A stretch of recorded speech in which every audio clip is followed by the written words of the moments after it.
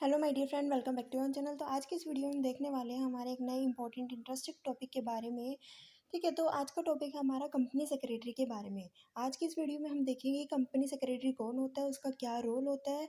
उसके बाद हम नेक्स्ट वीडियो में हम देखेंगे कि क्या क्या ड्यूटीज़ या रिस्पॉन्सिबिलिटीज़ होती है जो हमारे कंपनी सेक्रेटरी को परफॉर्म करनी पड़ती है। तो सबसे पहले कंपनी सेक्रेटरी होती क्या है? Company secretary is one of the principal post in a company.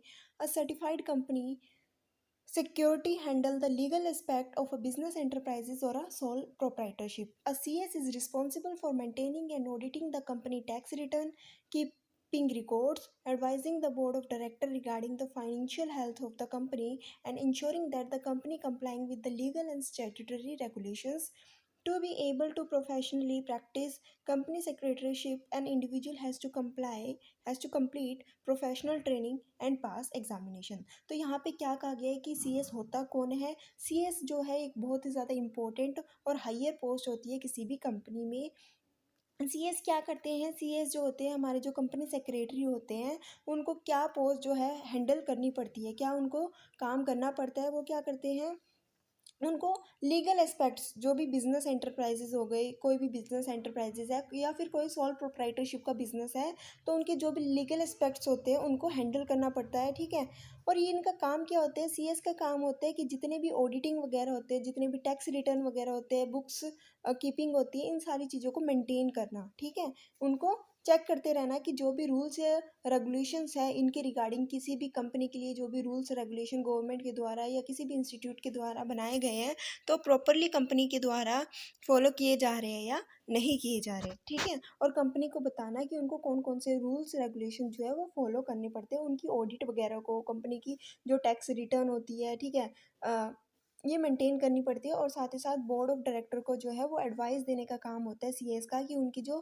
Company की फाइनेंशियल पोजीशन कैसी है। ठीक है, और साथ ही साथ एक बात ये भी है कि कोई भी अगर कंपनी का सेक्रेटरी बनना चाहता है तो उसको क्या करनी पड़ेगी, अपनी प्रोफेशनल ट्रेनिंग को कंप्लीट करना पड़ेगा, और साथ ही साथ जो सीएस के लिए एक एग्ज़ाम होता है, उस एग्ज़ाम को भी उसको पास करना पड़ेगा। उसके बाद आता है the institute of company secretary of India regulate and maintain the profession of company secretary. ISI एक क्या है? इंस्टीट्यूशन है जहाँ पे सीएस को ट्रेनिंग दी जाती है, जहाँ से बच्चे क्या करते हैं, सीएस बनते हैं। ठीक है, अपनी ट्रेनिंग वगैरह लेते हैं। ICSI provide training and education to lakhs of aspiring company secretary. बहुत सारे लोगों को, ठीक है, बहुत सारे स्टूडेंट्स को आईसीएसआई जो इंस्टीट्यूट ऑफ कंपनी सेक्रेटरी है वो क्या करता है, बहुत सारे स्टूडेंट्स को एजुकेशन प्रोवाइड करता है और ट्रेनिंग प्रोवाइड करता है ताकि वो सीएस बन सके। At present there are more than 65 members and about 2,50,000 students on the roll of ICS. यानी कि अब ये कहा गया है कि आईसीएसआई की अगर हम बात करें, इस इंस्टीट्यूशन की बात करें जो सीएस बनाते हैं लोगों को, तो उसके अंदर 65,000 मेंबर अभी काम कर रहे हैं और 2,50,000 लोगों ने एनरोल किया हुआ अपने आप को एज अ सीएस। ठीक है, institute of company secretary of India provide training to candidate aspiring to pursue CS. यानी कि ये इंस्टीट्यूट क्या करता है, ट्रेनिंग प्रोवाइड करता है, एजुकेशन प्रोवाइड करता है ताकि वो क्या बन सके, सीएस बन सके। Institute conduct the CS program at 3 level. यानी कि ये जो इंस्टीट्यूट होता है सीएस प्रोग्राम को 3 लेवल पे कंडक्ट करता है। On completion of these 3 levels candidate are issued certificate to practise company secretaryship as a profession. यानी कि अगर इन 3 लेवल को किसी भी एक स्टूडेंट ने कंप्लीट कर लिया जो सीएस बनना चाहता है, तो उसको एक सर्टिफिकेट दे दिया जाएगा ताकि वो आगे सीएस के लिए क्या कर सके, किसी कंपनी में अप्लाई कर सके और प्रोफेशनल लेवल पे काम कर सके। तो सबसे पहले हम देख लेते हैं वो कौन से 3 स्टेप्स है, कौन से 3 लेवल्स है जिसको एक सीएस बनने के लिए कंप्लीट करना पड़ता है। First step foundation program. ठीक है, अब फाउंडेशन प्रोग्राम को क्या कर दिया, रिप्लेस कर दिया गया है with CS executive entrance exam और सीएसईटी। पहले क्या था, सीएस एग्जीक्यूटिव बनने के लिए एंट्रेंस एग्जाम देना पड़ता था, अब उसको रिप्लेस करके उसका नाम रख दिया है फाउंडेशन प्रोग्राम। उसके बाद आता है हमारा एग्जीक्यूटिव प्रोग्राम, उसके बाद आता है हमारा प्रोफेशनल प्रोग्राम। अब जो फीस है इन तीनों लेवल की डिफरेंट है। ठीक है, 3600 फाउंडेशन के लिए, 7,000 एग्जीक्यूटिव लेवल के लिए, एग्जीक्यूटिव प्रोग्राम के लिए, 12,000 जो है प्रोफेशनल कोर्स करने के लिए लिए जाते हैं। तो आई होप कि आपको ये समझ में आ गया होगा सीएस क्या होता है, सीएस का काम क्या होता है। सीएस करने के लिए आईसीएसआई जो इंस्टीट्यूट होते हैं चार्टेड अकाउंटेंट कंपनी सेक्रेटरी का, वहाँ पे आपको एनरोल कराना पड़ता है। वहाँ पे 3 लेवल होते हैं, इन तीनों लेवल को कंप्लीट करना पड़ता है।